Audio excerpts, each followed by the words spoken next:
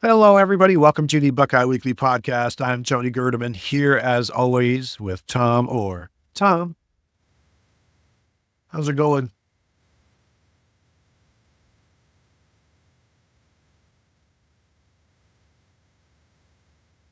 Try How's to it decide if going? you. Oh, okay. All right. Sorry. Your screen froze for a second, and I thought, is he doing an extended power pause? Did he say it while the screen froze? Okay. Well, good. All right. So we're off to a rip-roaring start. Welcome to the stupidest Roll. show we do all week. One of the stupidest shows we do every year. It is bold predictions time. I just looked and I didn't think about this. I'm wearing my Rose Bowl hat, which I just have because I like the Rose Bowl. It's a great trip. And Ohio State fans or Tennessee fans, whichever of you is fortunate enough to see your team win Saturday night, you should go to the Rose Bowl because it is a cool, fantastic, very unique college football experience. And Tony, this one's kind of appropriate for people who are maybe unfamiliar with this particular brand of idiocy that we put out every week during the season.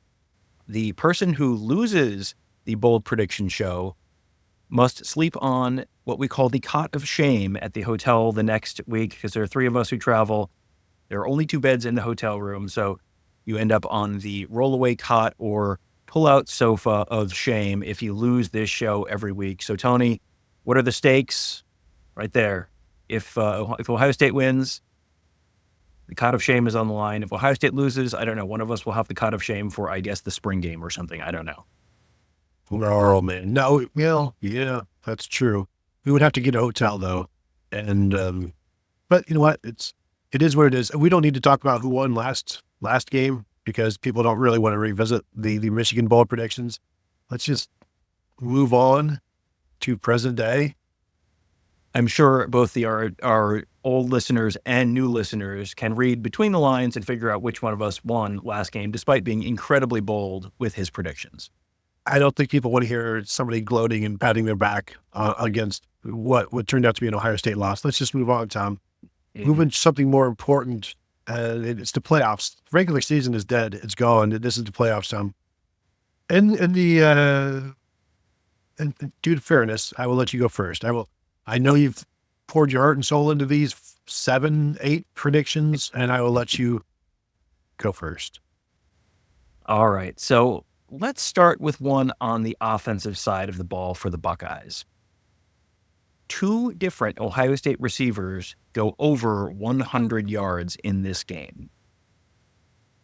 Now, due to my poor planning and a miscommunication, I have not had time to go back and sanity check any of these, but I believe based on what we've looked at so far, that has not happened very often this year, and that has certainly not happened very often against a team of Tennessee's caliber on defense. So I truly believe this to be bold in my heart. Tony, your judgment. Well, I do know that, Tom, you've steadfastly always agreed that does not happen very often is the epitome of boldness. Like, come on. So now I will tell you this. Jeremiah Smith has done it 3 times and never in the same game. Always different games. I feel like I need to be more specific here. Two different receivers record 100 yards. I don't need Jeremiah Smith to do it twice. Although if Jeremiah Smith gets 200 yards in this game, I think the Ohio State fan base will be happy enough that they will be like, you know what, just give it to him. It's fine. I don't think that Emeka Egbuka has done it once, and it was not the same game as Jeremiah Smith. And Carnell Tate, I don't think he has done it at all. So he did it once. He did it against Nebraska. It doesn't matter. 2, okay. We will accept that over 100 or 100. Let's just make sure we're clear here. Well, I said over 100, so I guess we'll have to make it, it's 101 yards or more. Just because, again, I don't know why I feel the need to keep reminding people the show is stupid. They have eyes, they have ears, they know. You know Jeremiah Smith has a 100-yard game this year, right? He might. Yeah. So hey, no rooting here, but let's all root for it to happen again. I can already feel that metal bar on the pull-out couch in the middle of my back right now. I can already feel it. It's great.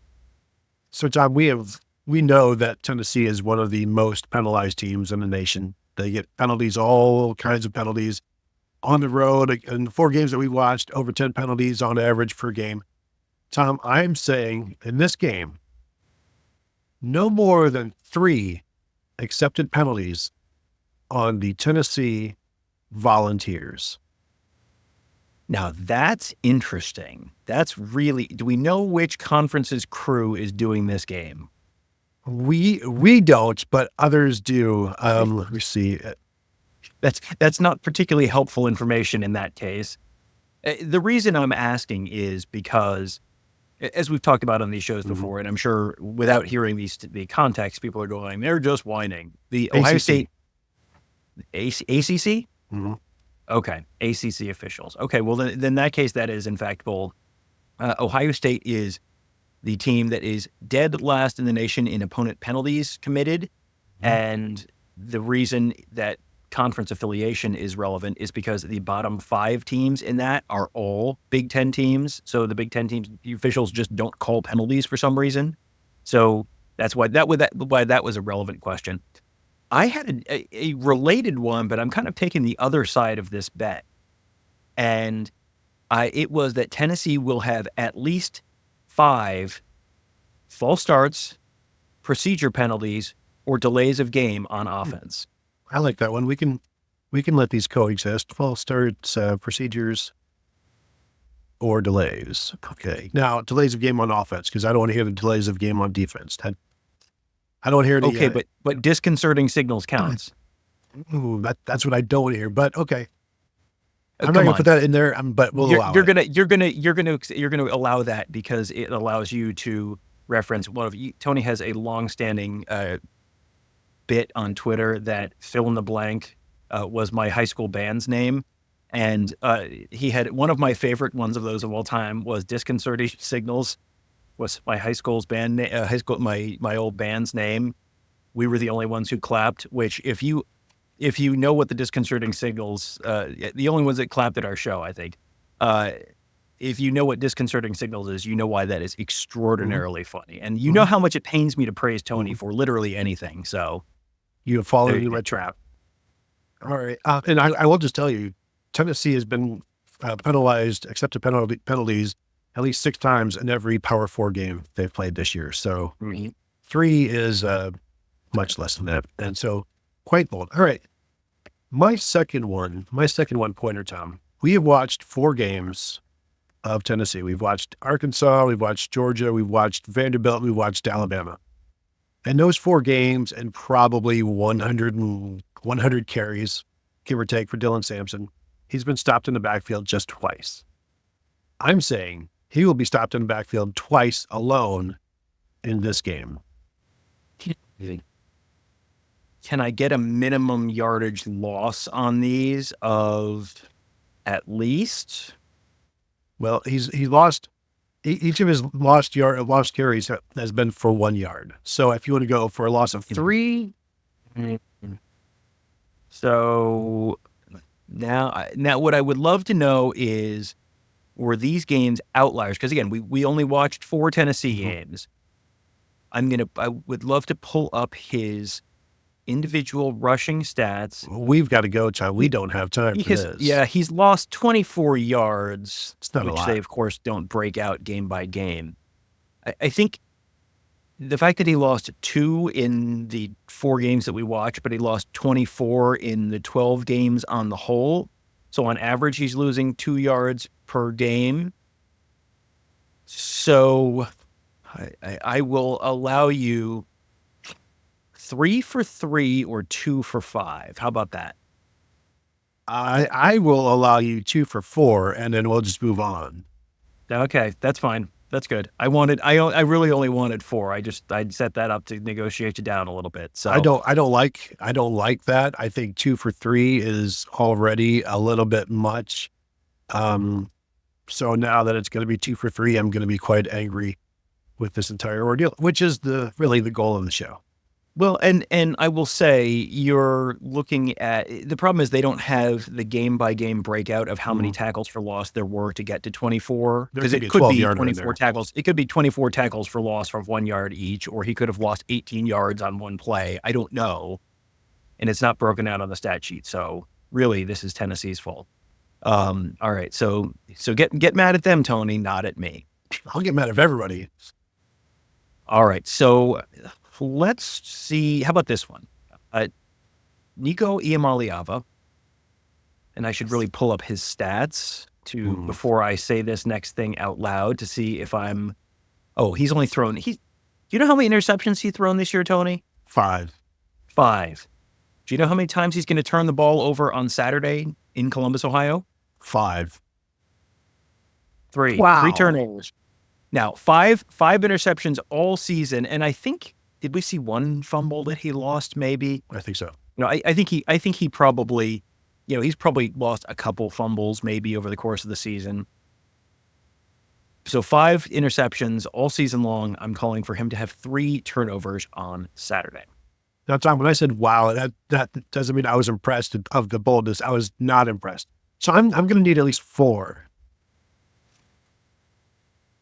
I'm looking at his stats right now. Under the turnover category, Tony, do you know he has not forced or recovered a fumble all season long? I mean, that seems amazing. I'll tell you what, we'll allow this, but if he does turn it over 4 times, and then it is negated, because I gave you the opportunity to get 4 turnovers, and you're like, no, it has to be exactly 3. And that's okay. All right, if that's what you want. Instead of 4, it doesn't count. How about either 2 or 5? It doesn't count. You know what? This is too much. Let's just. That feels like, sure, if he turns it over 5 times, then it doesn't count for you. That's fantastic. I think everybody would agree. Ohio State fans would love that one. I think Ohio State fans would be so happy that they would once again probably be so happy that they would say, you know what? You should give it to him. Tony, it's Christmas. You should give it to him anyway. That's what they will say, and you will be forced to do it. So it'll work out fine. Oh, bah humbug, Tom. My next one-pointer, and this is something that has only happened one time this year, and gosh, over 700 plays or so. Tennessee is going to give up a 40-yard reception to an opponent, and that opponent is an Ohio State person. Well, and really, that hasn't happened at all this year. So, boy, I feel like maybe you should get 2 points for that since they haven't done that against the Ohio State person all year long. That's a fair point. And this is the issue we run into. Yeah, and I'm a little annoyed at this one because I looked at this and I thought Ohio State's only given up 2 40-yard plays all year. Tennessee's only given up 3. This is one where I probably have to, by the strict rules, allow it. I feel like I should be able to take away something just for spite. Take away a 34-yarder. How about I take away a 34 plus a set? And let's explain for the folks who may be watching this first time and for some reason have lost their mouse to be able to turn this off. The numbers that are sort of sacred in this game are 17 and 34. So, something's going to be, you'll have a rush of 17, someone will have a rush of exactly 17 yards, or someone will have a reception of exactly 34 yards. In this case, I'm going to combine them and say 34 plus 17, Tony, it's 51. Put your shoes back on. You can just use a calculator later. 51 yards does not count. So Ohio State has a play of 40 yards or more, but not 51. Yeah, I'm powerless to stop that one. Like fumbling the ball out of the end zone is a dumb touchback rule. Like that's just a dumb rule to be dumb. It doesn't make any sense. This is our touchback rule: fumbling the ball out of bounds. The divisors and the whatever of 17 and 34. All right, so there you go. Ohio State has a reception of at least 40 yards. Tom. Have you noticed that we constantly talk on the show about how stupid this show is, and no one in the comments is ever like, why do they say this show's stupid? Interesting. I don't know what to make of that, Tony. It could be anything.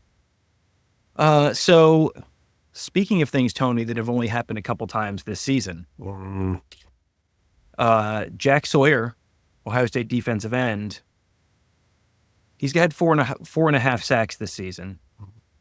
Only twice all year has he had more than 1 sack in a game. I'm going to say that he has more than 1 sack in this game on Saturday. Could be 1.5, could be 2.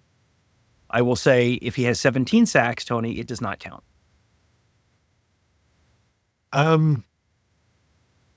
So we have laid the groundwork that it's something that has happened at least twice is bold. So I don't like where this is going. I don't know where it's going, but I don't care for it. Let me tell you in advance that I don't care for it.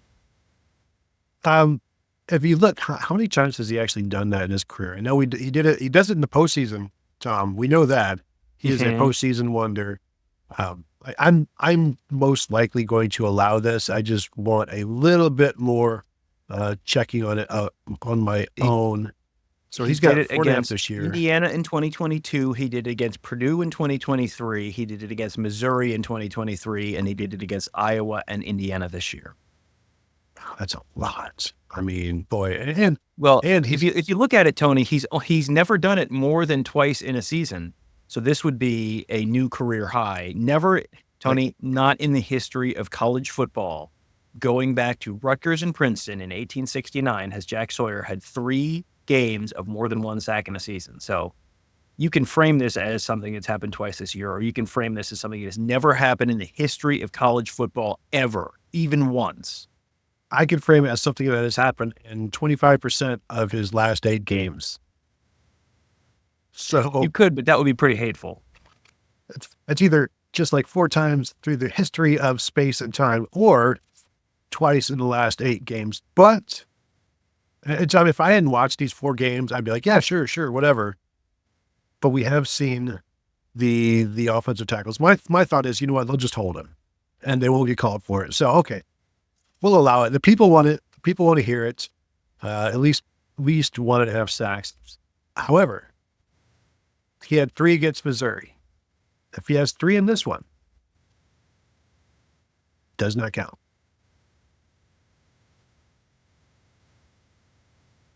Exactly 3. But if John Campbell, Tennessee's right tackle, draws at least 2 penalties while attempting to block Jack Sawyer, that undoes the 3 sacks. There. Now it has to be against Sawyer.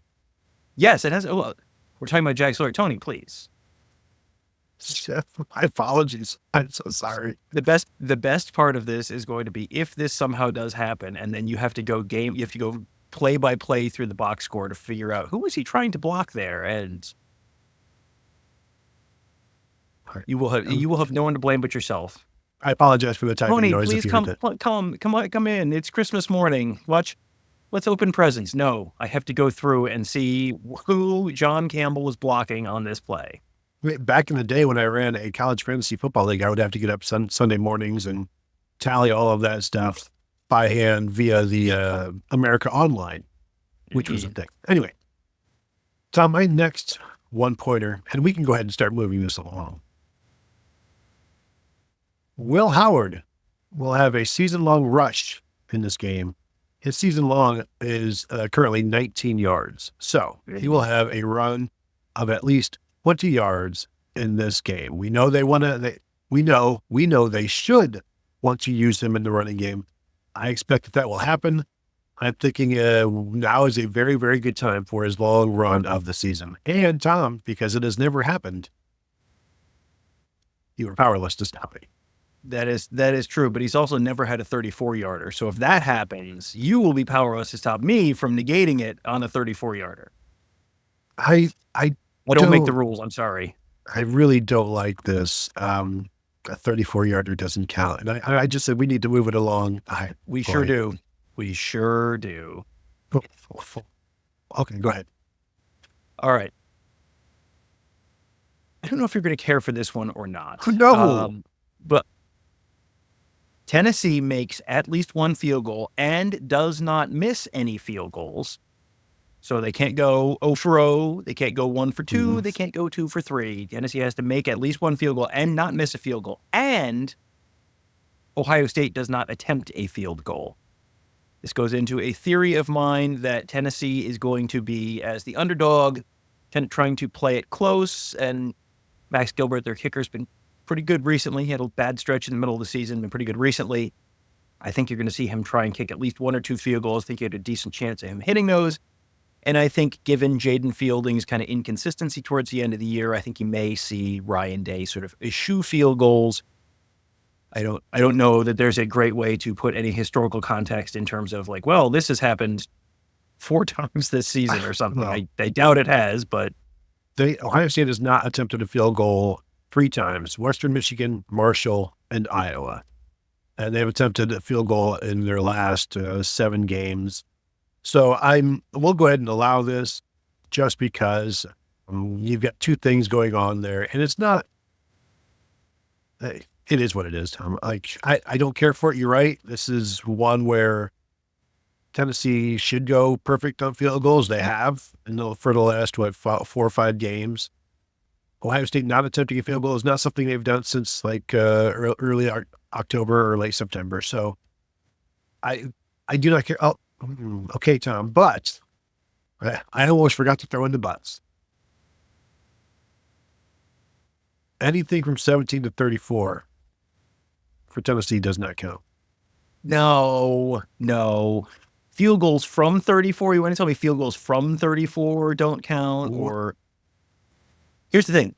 You could say any field goal scrimmage from the 17 doesn't count. That would also get you to 34. That really lets you get. I'll say 17 34-yarder. Go ahead. No 34-yarders, no 51-yarders.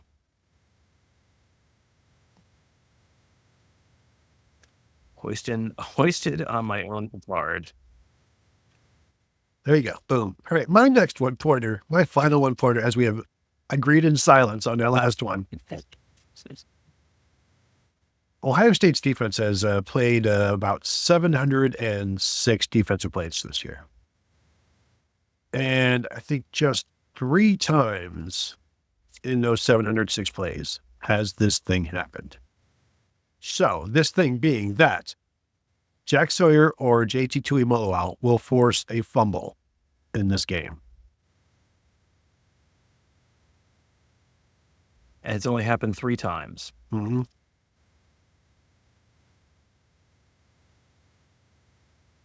Since Abraham Lincoln. I'm trying in my head to piece together something where this doesn't really kind of negate my Iamaleava 3 turnovers thing, because it feels like I'm banking there on 2 interceptions and 1 strip sack, or he gets hit running in the open field and doesn't have great ball security.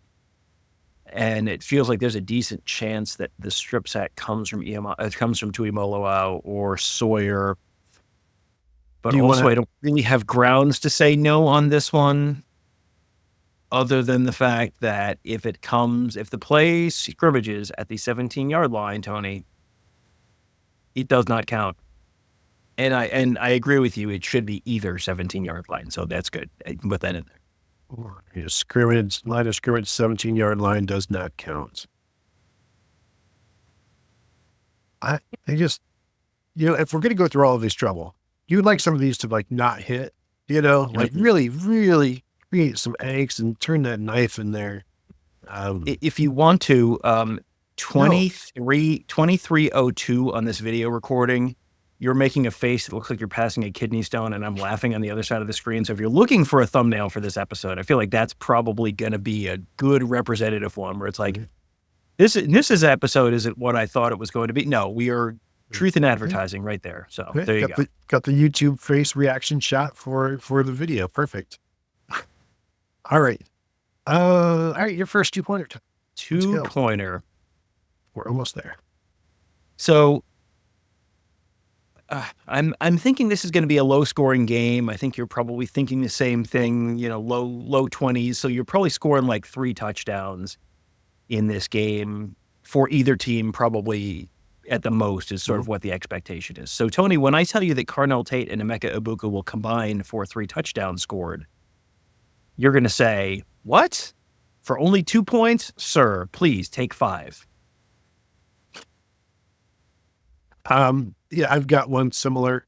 So I'm okay with that one. I think that's legit. That's bold. That's basically, you're putting all of your chips in this one basket. I'm not even going to throw a qualifier or a disqualifier in there.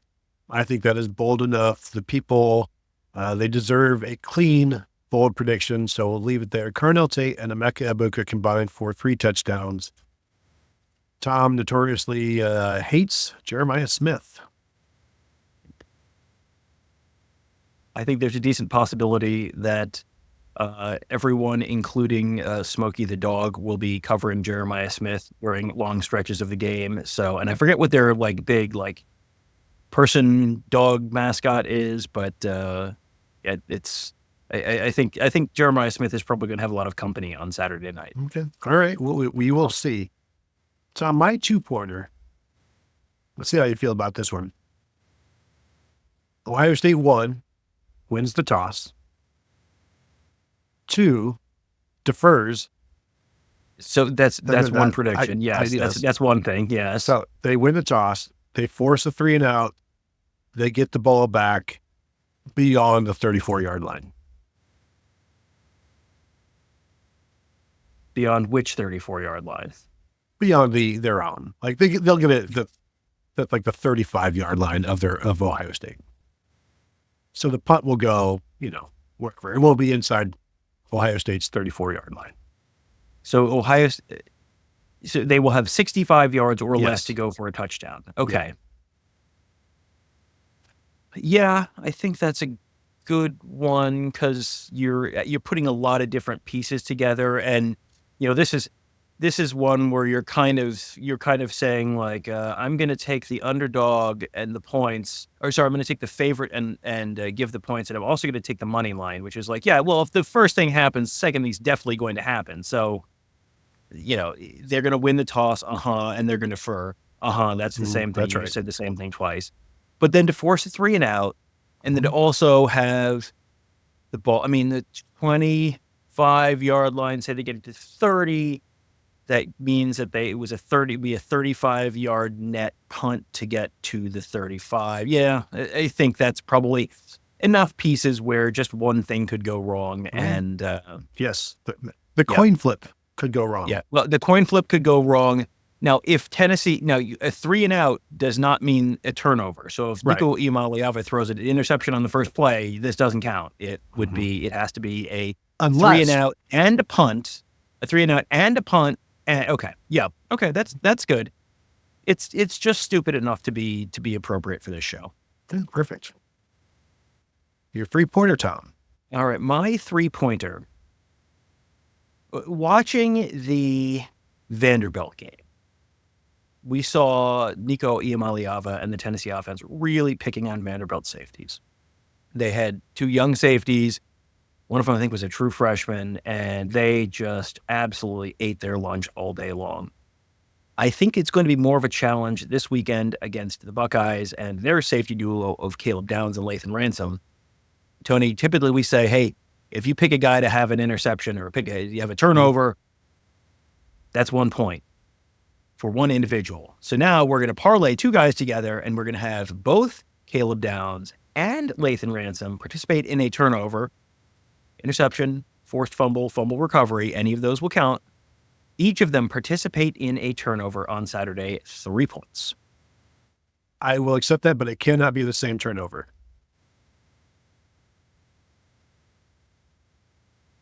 I want you to think, though, about how much glee it would bring me to be able to text you from the field that I got 3 points on one play, and how mad that would make you. Do you really want to deprive me of that joy? Do you want to deprive you of that anger? I don't think that you do. So what about my joy of not allowing this to happen on one play if it were to happen? Caleb Downs forces the fumble. Lathan Ransom picks it up, and it's like, well, now one of them still has to do something else. And I think that's really what the people want. And again, that's my argument. All right, main character syndrome. No one cares about your happiness, Tony. Please. Fine. What are the chances that one safety is going to force a fumble and the other is going to pick it up anyway? Now that we've specifically excluded it, 87%. I will say, Tom, if Caleb Downs, say, intercepts a pass or recovers a fumble, and then if one of these guys fumbles it and the other recovers it, good. I'll allow that. We'll allow that one.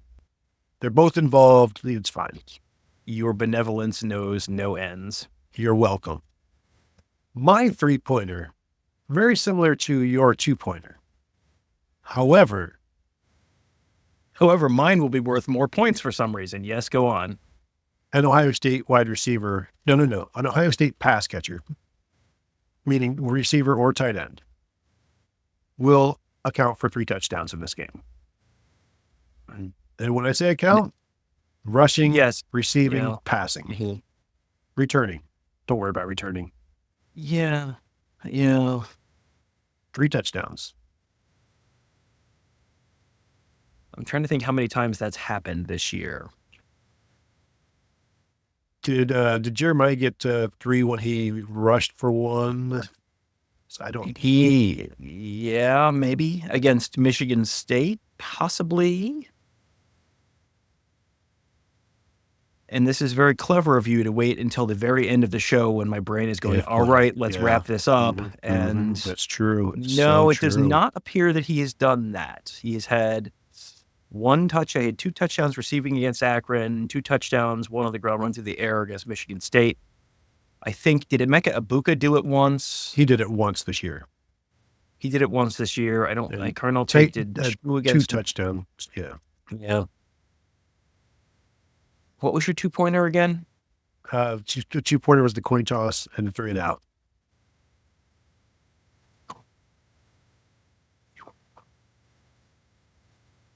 This is going to be the 3-pointer, I think. I was trying to decide if I could modify that one a little further, perhaps make you pick a direction of the field that Tennessee would be going on and make that the 3-pointer. Because I don't love this for 3. Why not? No. It's not likely to happen, Tom. It's a 3-pointer. It's not likely to happen. No. Yeah. All right. That's fine. We're going to roll with it because you've broken my spirit over past 30 minutes already on this show. And we still have to do the freebies. And for those who may be new here, the freebies are that Tony and I each come up with one to give to the other that is almost certain to happen. If it doesn't hit, the other person gets 3 points. So, Tony, I am going to say that the Tennessee band is going to be there, correct? Maybe. Yes. Okay, so. Tony, we're going to frame this very carefully. If the Tennessee band is in attendance, they will play Rocky Top at least 2 times. Oh, wow. All right. 2 times. See if the CFP allows that. And if they're not in attendance, you get the points anyway. But I believe they are in attendance. All right. Plays Rocky Top at least twice. And they play it 17 times. It does not count. And if they play it 17 times, things probably not going well for the Buckeyes. They may play Rocky Top 17 times in the first quarter based on previous viewings of Tennessee games. So my initial freebie was that Nico Iamaleava will take a shot that he shouldn't. But I'm a little subjective, but also right. Potter Stewart rules. We'll know it when we see it. Yeah. Instead, I'll just go if Dylan Sampson has a carry of at least 3 yards for you there. So congrats on your 1 point in this bold predictions show, Tom. So there you go. We can parlay mine with yours. Dylan Sampson has at least a carry of 3 yards, and the Tennessee band plays Rocky Top. That's same thing. Boom, back to back. Like boom, boy, we are one and one already. First play of the game. How about that? Yeah, that could happen right away. So there you go. Bold predictions. If you have not hit the thumbs up already, I don't know what's taking you so long. Go ahead and hit it before you go. We would appreciate that. Hit the bell to be notified. Subscribe to the channel if you've not yet done so. Thank you all for tuning in. And of course, continue to find us at BuckeyeHuddle.com. Join up, $4.99 for the first month. We were talking about this game. We're talking about everything that happens afterwards as well. So find us there. Appreciate seeing you there. So thank you all for tuning in, and we will talk to you guys later.